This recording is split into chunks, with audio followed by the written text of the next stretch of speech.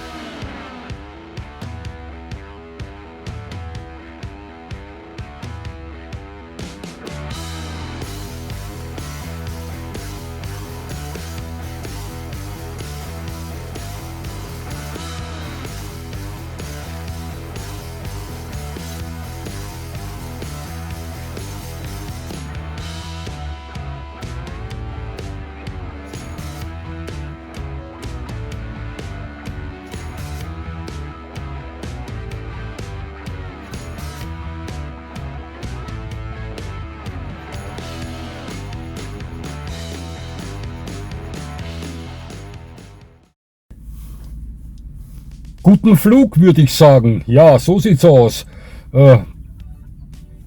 Bezüglich dieser kurzen Kinovorstellung möchte ich Ihnen noch sagen, dass die Tosa Inus, die Sie da zum Schluss sehen, im Vergleich zum Vater meines ehemaligen Tosa Inu Rüdens Shiro anatomische Flöckchen darstellten. Ja, also ich kann mir sehr gut vorstellen, dass wenn mein Shiro halbwegs in die Anatomie seines Vaters reingegangen wäre und ich mit ihm in solch eine Situation geraten wäre, wie dieser Herr da mit seinem Tosa, dass es mir ähnlich ergangen wäre wie diesem Mann, der da um sein Leben kämpft, um seinen Hund halten zu können. Ja, man sagt, ein folgsamer 80 Kilo Hund ist leichter zu führen als ein unfolgsamer 20 Kilo Hund. Hört. Na, nun, diese Weisheit ist so überraschend wie der morgendliche Sonnenaufgang, möchte ich sagen, oder? Ja.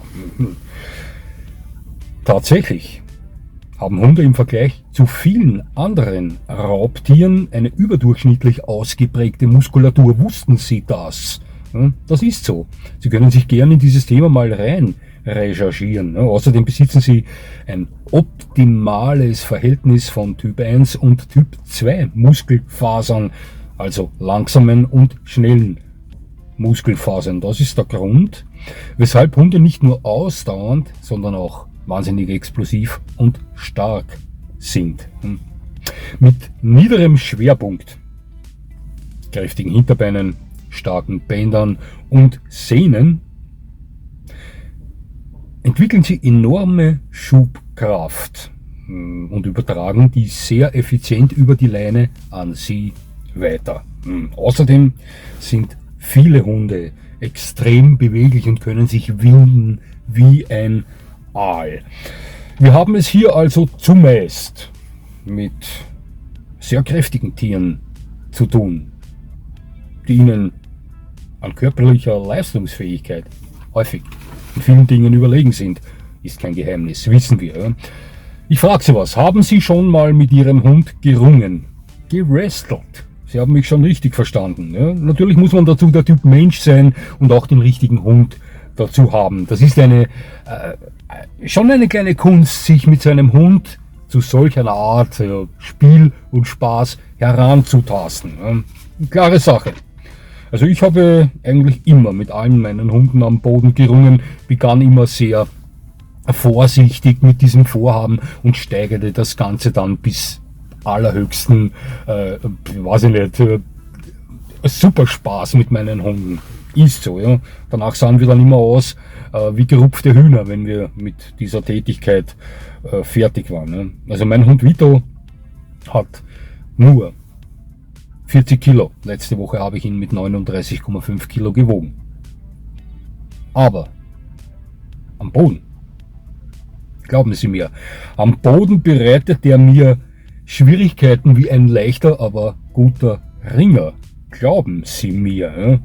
Ja? Keine Sorge, ich achte dabei immer ganz genau darauf, ihn nicht zu verletzen und den Spaß seinerseits auf höchstem Level zu halten. Glauben Sie mir, das tue ich. Ja, ja, irgendwann haben wir dann genug, dann klatschen wir ab und begeben uns beide zur Ruhe. Ja. Servus Werner, jetzt bist du dran mit deinem 80 Kilo schweren Burbul Enyo. Ja, berichtest mir dann von deiner Niederlage, okay? Und jetzt wird's interessant. Geist über Körper ist beim Hund anzustreben. Ganz klar. Bedeutet, das Fördern von Gehorsam, mentaler Balance und Konzentration, um physische Reaktivität zu regulieren, einfach ausgedrückt. Ja. Doch das kommt nicht von heute auf morgen, das Ganze. Bei manchen erst spät und bei einigen gar nicht, wie wir wissen. Ist so. Ja. Und das bedeutet, Sie bräuchten eine Absicherung. Und die ist meiner Meinung nach nur durch Ihre körperliche Kontrollfähigkeit gegeben. Ist dieses Geist über Körper bei Ihnen und Ihrem Hund nicht wirklich gefestigt, und das ist es niemals zu 100%, dann kann es sehr schnell knapp werden, wenn Sie zusätzlich nicht über die körperliche Kontrollfähigkeit Ihres Hundes verfügen, weil er einfach stärker ist als Sie. So einfach ist das, oder? Leuchtet ein, nicht? Ja. Läufige Hündinnen oder aggressive Hundebegegnungen oder unerwartetes Fluchtverhalten, stark ausbrechender Jagdtrieb und so weiter. Ich weiß, ich habe das alles schon häufig betont. Ist mir klar, ich habe das Lied schon oft gesungen, doch ich begegne diesen Dingen auch ständig. Letztens war ich mit Vito unterwegs, da traf ich auf eine Dame mit einer großen, sehr unverträglichen Hündin, die hat's voll auf die Schnauze gehauen, als sie bei uns vorbeigegangen ist. Geist über Körper ist ein fundamentales Element der Hundehaltung. Ganz klar. Körperliche Kontrollfähigkeit ist meiner Meinung nach noch wichtiger. Ist diese körperliche Kontrollfähigkeit gegeben, ja, dann kann ich mich völlig entspannt der geistigen widmen. Hab Zeit genug dafür, oder? So sehe ich das. Ja. Und super ist das Ganze dann, wenn beides vorherrscht.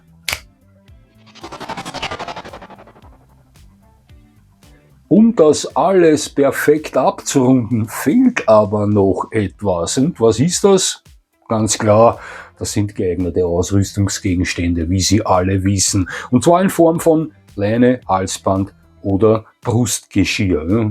Denn Ihre körperliche Kontrollfähigkeit, die nützt nicht viel, wenn Halsband oder Leine versagen. Habt ihr schon die verrücktesten Dinge gesehen, glauben Sie mir. Ich zeige Ihnen mal was. Ich habe da einiges vorbereitet. Ja, beginnen wir mal mit den Leinen. Könnte interessant werden. Ja, ich muss da immer kurz aus dem Bild raus. Beginnen wir mit diesem guten Stück da. Eine Flexi-Rollleine. In diesem Fall die Giant XL 8 Meter Flexi. Ja, also das ist ein Ausrüstungsgegenstand, der für mich überhaupt nicht taugt. Ich war einige Male mit Vito mit dieser Leine unterwegs. Aber ja, was soll ich Ihnen sagen? Schauen Sie. Generell sei gesagt, dass Rollleinen ihre Berechtigung haben. Ja. Doch einen starken, temperamentvollen oder gar reaktiven Hund kontrollieren Sie mit diesem Ding nicht, glauben Sie mir. Ja. Also mit Sicherheit nicht. Vito hat Pfeffer im Hintern und das ist die einzige Leine, die mir in meinem ganzen Leben jemals aus der Hand gefallen ist. Zweimal ist mir das mit diesem Ding geschehen. Ich glaube, die ist mir aus der Hand gerutscht. Ich weiß es nicht, noch keine andere Leine ist mir jemals aus der Hand gefallen. Außerdem vertraue ich der Machart nicht zu 100%. Ich versuche das Ganze mal zu fixieren. Ja. Also der Karabiner selbst, der ist recht stabil gebaut. Ja? Doch diese Art der Karabiner sind nicht unbedingt meine Sache, denn ich sah schon einige dieser Karabiner kaputt gehen. Außerdem ist die Vernähung dieser Leine nicht unbedingt optimal gestaltet. So würde ich das sagen. Sie wird zwar beworben, schwere Hunde bis 55 oder gar 60 Kilo standhalten zu können, oder sind es gar mehr, ich weiß es jetzt nicht. Ich glaube, es gibt sogar noch eine größere, die bis 70 Kilo Körpergewicht des Hundes geht. Bin mir jetzt aber nicht sicher.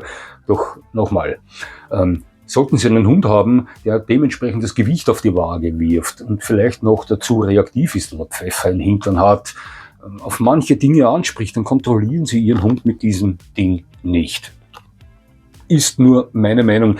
Ich sage Ihnen was, Flexileine. Wie lange ist es her? Vielleicht 2 Jahre. Bin mir nicht sicher. Da war ich mit Vito in Wiener Neustadt. Da stieg neben uns aus dem Auto eine Dame aus und holte aus dem Kofferraum einen Chihuahua und 2 American Staffordshire Terrier heraus. Alle 3 Hunde führte sie an einer Flexileine. Also für jeden Hund hatte sie eine eigene Flexileine. Alle 3 Flexileinen waren von selber Größe, und zwar waren die so groß. Das waren Flexileinen, die waren geeignet, um Hunde in der Manier eines Chihuahuas, Zwergpinschers, Prager Radler zu führen, aber nicht um 2 American Staffordshire Terriers mit sicher durch die Gegend zu führen. Ich sage Ihnen was, das waren ruhige Hunde. Klar erkennbar. Doch hätten diese beiden Amerikaner Gas gegeben, wären die nach vorne marschiert, wären diese Bändchen, an welchen die gesichert waren, gerissen wie ein Zwirn. Davon bin ich überzeugt. Manchmal weiß ich nicht, was in den Leuten in den Köpfen vorgeht, wenn die mit derartig kräftigen Hunden und mit derartig filigranen Ausrüstungsgegenständen durch die Gegend hirschen. Ja. Also nochmal, hat sicher ihre Berechtigung, hat Vorteile, aber für mich nur Nachteile. Für mich ist das eigentlich nichts. Sie kennen Ihren Hund am besten, wenn Sie wissen, dem bringt absolut nichts aus der Ruhe, dann wird eventuell nichts gegen eine Flexi sprechen. Ja, also ich lege meine Hand nicht ins Feuer für diese Leine. Gehen wir zur nächsten. Grundsätzlich ist gegen diese hoppala, kaum fällt's runter, liegt's unten auch schon. Grundsätzlich ist gegen diese Leine überhaupt nichts einzuwenden. Das war die Leine, mit der ich Vito geführt habe, als er noch pubertierend war. Also man sieht schon, auch hier ist der Karabiner etwas zarter noch. Und auch die Art der Vernähung ist nicht unbedingt, sage ich heute mal, so gestaltet, dass er einen starken, schweren Hund standhalten würde. Also ich bin mir sicher, ein kräftiger Hund ab 50 Kilo aufwärts ist dazu fähig, bei längerer, regelmäßigerer Belastung dieses Teil zu zerstören. Entweder reißt ihnen da hier diese Vernähung, ja, oder dieser zarte Karabiner geht ihnen drauf. Also heute sicher nicht mehr geeignet für meinen Hund, aber einen Pudel würde ich ja sorglos damit führen. Wie gesagt, das war die Leine eines pubertierenden Vitos. Ist aber grundsätzlich kein schlechtes Teil auch. Das Material, aus dem die Leine besteht, ist recht robust. Nun zu einer Leine, die ich recht lange nutzte, wenn ich mit Vito unterwegs war, und die eigentlich, ja, die ich empfehlen kann. Ja. Gut, die ist mir am Boden gefallen. Hier sehen Sie eine gute Führleine. Also das Material dieser Leine ist vorzüglich, sehr robust, sehr strapazierfähig. Auch der Karabiner ist sehr massiv. Doch wieder, die Art Karabiner, der ich nicht zu 100% vertraue. Ja, also ich sah hier schon einige Karabiner dieser Machart kaputt gehen. Vernäht ist die Leine grundsätzlich super. Also sie ist sehr stabil vernäht. Und ich bin mir sicher, dass diese Leine auch der Kraft schwerster oder stärkster Molosser standhalten würde. Doch wie gesagt, hier ist meine persönliche meine persönliche Kritik begrenzt sich hier eher auf die Machart des Karabiners. Ich vertraue diesen Karabinern nicht. Wäre nicht meine erste Wahl. Und trotzdem ist das eine sehr gute Leine. Wie gesagt, eine normale Führleine in der Länge von etwa 1,80 Meter. Geöffnet hat sie über 3 Meter, nicht ganz 3,60 Meter. Ja, Kann man empfehlen, ist sicher geeignet für große, starke Hunde, alles massiv verarbeitet, auch ein massiver Karabiner, aber die Machart dieses Karabiners taugt mir nicht. Das Ganze tauschte ich dann gegen selbst gebastelte Leinen. Ich möchte Ihnen zuerst meine Lieblingsleine zeigen. Das ist diese, und zwar habe ich die aus Material des Klettersports zusammengebaut, also das Seil, der Karabiner etc. Das ist alles federleicht und wirkt eigentlich irgendwie filigran, aber die ist bei weitem stabiler und strapazierfähiger als diese Führleine, die ich Ihnen vorgezeigt habe. Noch dazu ist sie die Hälfte leichter, also nur halb so schwer. Das ist ein Karabiner aus dem Klettersport, das Seil ist aus dem Klettersport. Den Knoten, wie ich den gemacht habe, fragen Sie mich nicht, ich weiß es nicht. Na, ich weiß es natürlich schon, aber ich bin höchstwahrscheinlich der mieseste Knotenknüpfer auf der Welt. Ich habe mir das einfach aus dem Internet abgesehen. Also diese Leine hat etwa 3,20 Meter, ich kann sie aber auch auf die Hälfte kürzen und habe somit eine angenehme Führleine. Ich mache einfach nur das Ende hier einhängen und passt. Und die Grifflöcher ist dann auch doppelt. Also mit dieser Leine bin ich zu 100% sicher mit Vito unterwegs, da reißt sicher nichts. Also wird auch niemals was reißen. Ich bin mir sicher, damit wären sie auch ganz sicher mit sehr schweren Hunden ab 60 Kilo unterwegs. Das einzige Manko, das diese Leine hat, ist die Dünne des Seils. Also wenn Sie hier nicht aufpassen und der Hund Ihnen in die Leine geht, während Sie nicht aufpassen und das flutscht Ihnen durch die Hand durch, ja, dann sind Sie verbrannt. Aber mit der Zeit habe ich damit umzugehen gelernt, also mir geschieht das nicht mehr, ist mir aber schon geschehen. Jetzt zeige ich Ihnen meine stabilste Leine, dann sind wir mal mit den Leinen durch. Und das ist dieses gute Ding, ebenfalls zusammengebaut von mir mit Material aus dem Klettersport. Selbe Bauart wie die blaue Leine, nur alles etwas massiver. Auch dieses Teil hier ist federleicht, weit leichter als diese Führleine, diese dunkle, die ich Ihnen zuvor, vor der blauen gezeigt habe, die von der Stange ist.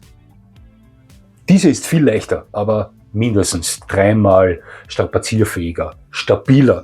Dasselbe Karabiner wie bei der blauen und auch dasselbe Knopf, nur alles etwas massiver. Mit dieser Leine führen Sie jeden Hund der Welt. Also auf diesem Planet existiert kein Hund, der diese Leine durch Zugeinwirkung zum Reißen bringen würde. Garantiert nicht. Also da gehen Sie mit einem Ochsen spazieren. Das Ganze hat etwa 1,50 Meter. Und wenn es sein muss, kann ich auch diese Leine auf die Hälfte kürzen und habe dann einen Kurzführer. Ja. Gleich zusammengebaut. Material gekauft, ja, soll Ihnen kosten, alles in allem 50 Euro, mehr kostet es nicht, vielleicht 60 Euro, wenn es ein gutes Material ist. Ja, und wenn Sie etwas geschickt sind, haben Sie das Ganze in 2-3 Stunden fertig gebaut. Das sind die Leinen. Ja, doch. Mit den Leinen alleine ist es ja nicht getan. Die Leinen müssen ja wo befestigt werden und auch das sollte stabil sein. Und jetzt kommen wir zu den Halsbändern. Da zeige ich Ihnen 2 Halsbänder, von denen ich dieselben 2-mal habe, nur in verschiedenen Farben. Das sind diese. Da ist der Ring, da ist der Ring. Ja. Gute Halsbänder, spottbillig, für die habe ich, weiß ich nicht, keine 20 Euro bezahlt. Absolut strapazierfähiges, starkes Kunststoff, diese Halsbänder. Massiver, starker Stahlring, der auch recht gut eingearbeitet ist, möchte ich sagen. Also ich bin mir sicher, hier bräuchten Sie sich nicht wirklich Sorgen machen, dass das Ganze reißt, auch nicht beim stärksten Hund der Welt. Eine Breite, die ich bevorzuge bei Hundehalsbändern, das ist mein persönlicher Sweet Spot. Dünnere kommen bei mir nicht zum Einsatz, da sie zu sehr am Hals des Hundes drücken. Diese Halsbänder haben eine Breite, die das Ganze etwas besser verteilt am Hals des Hundes und etwas schonender wirkt. Ja, das wären diese beiden Halsbänder, die ich jederzeit empfehlen kann, auch für sehr starke Hunde. ebenfalls sehr leicht und auch pflegeleicht, sind gleich mal gewaschen oder feucht gebürstet. Und jetzt zeige ich Ihnen das stabilste Halsband, das ich habe. Das ist ein Lederhalsband, genauso breit wie die Kunststoffhalsbänder, doppelschichtig und auch hier mit einem massiven Ring, Stahlring, der in der Mitte dieser beiden Lederschichten eingearbeitet ist. Also auch hier gehe ich davon aus, dass kein Hund der Welt es zusammenbringt, ja, diese Kombi da irgendwie zu zerstören. Also ich bin mir da fast zu 100% sicher, dass sie damit auch den stärksten Hund der Welt führen können. Natürlich müssen sie da die Größe des Halsbandes anpassen, denn das wird ihm natürlich nicht passen. Ja, Halsbänder. Obwohl ich gar nicht mehr mit Halsbänder unterwegs bin mit Vito, denn ich habe mich dazu entschlossen, schon vor längerer Zeit, also gut jetzt 2 Jahre, dass ich eigentlich nur mehr Brustgeschirr benutze. Ja. Brustgeschirr benutze, doch auch das kann reißen, wenn es schlecht verarbeitet ist. Und hierzu möchte ich Ihnen kurz was zeigen. Das Brustgeschirr meines Hundes Vito ist das Julius K9 IDC Power. Über das habe ich schon mal gesprochen. Extrem stabil verarbeitet. Ja. Auch hier ist die einzige Schwachstelle eigentlich meiner Meinung nach nur die Befestigung des Ringes. Und das zeige ich Ihnen jetzt. Schwachstelle kann man das nicht nennen, denn das ist eigentlich, obwohl es nicht so wirkt, dieser Teil da, wo der Ring drinnen steckt, wirkt nicht so, aber das ist hart wie Metall. Also das ist extremst stabil. Ich garantiere Ihnen, so schnell reißt das kein Hund aus. Sollte es aber der Fall sein, dass das reißt, also können Sie sich, oder wenn Sie der Meinung sind, Ihr Hund ist so stark, dass er das Ganze da irgendwann mal zum Reißen bringen könnte. Also ich hätte da eine Art Absicherung dafür. Hätte ich zum Beispiel einen Hund mit 60, 70, 80 Kilo zu Hause, der ziemlich viel Pfeffer zeigt in verschiedensten Situationen, würde ich mich hier zusätzlich mit einem zweiten Karabiner absichern. Und zwar über die Lasche. Einen längeren Karabiner, eventuell auch aus dem Klettersport oder höchstwahrscheinlich, da die sehr leicht sind und trotzdem weit stabiler als diese normalen Stahlkarabiner. Den würde ich hier einhängen bei der Lasche und dann mit dem anderen Karabiner, mit dem ich mich hier einklinke, in den Ring, gleichzeitig auch diesen Karabiner mitnehmen als Art Doppelsicherung. Würde jetzt zum Beispiel dieser Ring reißen, was fast nicht möglich ist, ja, dann würde meine Leine immer noch am Karabiner hängen, der an der Lasche angebracht ist. Und diese Lasche, liebe Zuseher, ist derartig massiv und stark vernäht, ja. Die reißt Ihnen so schnell nicht, da reißt Ihnen höchstwahrscheinlich vorher der Ring weg. Wie gesagt, nochmal, würde ich auch den stärksten Molosser verpassen, das K9 IDC Power, allerdings würde ich mich dann doppelt absichern, eben mit diesem Karabiner da noch drüber, über die Lasche, das Ganze nachher miteinander verbunden als doppelte Absicherung.